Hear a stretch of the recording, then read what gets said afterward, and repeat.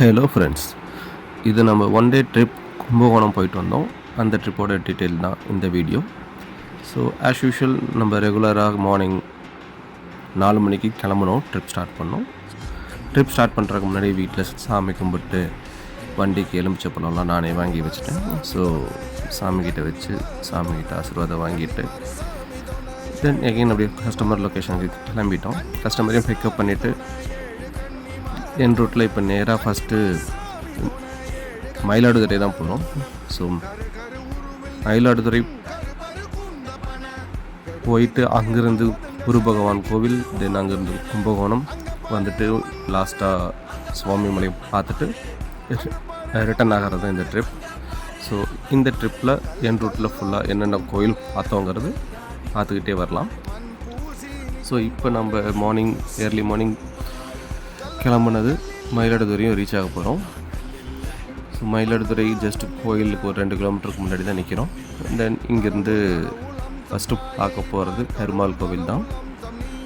So இந்த கோயில் செம்ம அழகாக இருந்துச்சு. இப்போ தான் ரெனோவேஷன் ஒர்க்லாம் நடந்திருக்கு. மற்ற பெயிண்டிங்லாம் அவ்வளோ சூப்பராக இருந்துச்சு.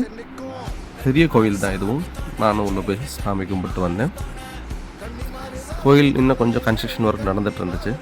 இதனோட ராஜகோபுரம் செம்ம ஹைட்டு, செம்ம பெருசு, ரொம்ப சூப்பராக இருந்துச்சு இந்த பெருமாள் கோயில். அங்கே அழகான ஒரு யானைக்குட்டியும் இருக்குது. சூப்பராக இருந்துச்சு. அவங்களையும் பார்க்குறதுக்கு அழகாக ஹேர் ஸ்டைல் பண்ணியிருந்தாங்க. அதை நான் இந்த வீடியோவில் காட்டுறேன் இன்னும் கொஞ்சம் நேரத்தில். சாமி கும்பிட்டு வந்து கொஞ்ச நேரம் கோயில் யானையை பார்த்து ரசிச்சுட்டு சூப்பராக மெயின்டைன் பண்ணியிருந்தாங்க. எல்லாத்துக்கும் டிஸ்கிரிப்ஷன் நீட்டாக வச்சுருந்தாங்க. அண்டு சாமி கும்பிட்டு தென் இங்கேருந்து அடுத்தது ஆலங்குடி குரு பகவான் கோயிலுக்கு தான் போனோம். ஸோ அங்கேயும் ரீச் பண்ணிட்டோம். குரு பகவான் கோயிலுக்கு வந்துட்டு குருவோட தரிசனம் பெற்று சூப்பராக சாமி கும்பிட்டு வந்தோம். கோயில் போகிற வழியில் பாடைக்கட்டி மாரியம்மன் கோயில். நான் இந்த கோயிலுக்கு இப்போ தான் ஃபஸ்ட் டைம் வரேன். முன்னாடி யாராச்சும் வந்திருந்தீங்கன்னா சொல்லுங்கள். இந்த கோயில் அம்மனும் செம பவர்ஃபுல், சூப்பராக இருந்துச்சு கோயில்.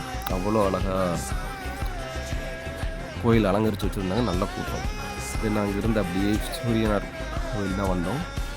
சூரியனார் கோயிலில் சாமி கும்பிட்டு அடுத்தது தேப்பெரும்பாநல்லூருங்கிற ஊரில் ஒரு சிவன் கோயில் இருக்குது.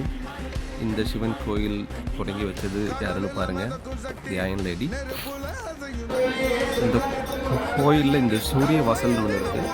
இந்த சூரிய வாசலுக்கு ரெகுலராக ஒவ்வொரு பிரதோஷத்துக்கும் இங்கே பூஜை பண்ணி, நந்திக்கு அபிஷேகம் பண்ணி, இந்த வாசலுக்கு பூஜை பண்ணி, இந்த சிவலிங்கத்துக்கு அர்ச்சனை பண்ணி இங்கே வந்து பிரசாதமாக ருத்ராட்சம் கொடுப்பாங்க. இந்த கோயிலோட ஸ்பெஷாலிட்டியே என்னென்னா, இந்த சூரிய வாசல் வழியாக அலைஞ்சு உள்ளே போய் நம்ம இன்னொரு வாசல் வழியாக வெளியே வருவோம். அப்படி வெளியே வந்தோம்னா நம்மளுக்கு மறுபிறவியே இருக்காது அப்படின்னு சொல்லி இந்த கோயில் இருக்குது. இந்த கோயிலோட ஐதீகம் அதுதான் சொல்கிறாங்க. நானும் கஸ்டமரை கூட்டிகிட்டு வந்து விட்டுட்டு இந்த பிரதோஷத்துக்கு அவங்க மூலிமா எனக்கு இந்த கோயிலை தரிசனம் பண்ணுறதுக்கு ஒரு வாய்ப்பு கிடச்சிது. நானும் அந்த வாசல் வழியாக போயிட்டு வந்தேன். இப்படி தான் இங்கே ஒரு தீர்த்தம் சுனை இப்படி தான் வந்துட்டு இருந்துச்சு. அட்லாஸ்ட் சுவாமிமலை நம்மளோட ஆல் ஃபேவரட் அந்த கோயிலையும் பார்த்துட்டு சூப்பராக தரிசனம் முடிச்சுட்டு கஸ்டமரையும் நேராக கொண்டு வந்து ஈரோட்டில் சேஃப்டியாக விட்டாச்சு. Next right on next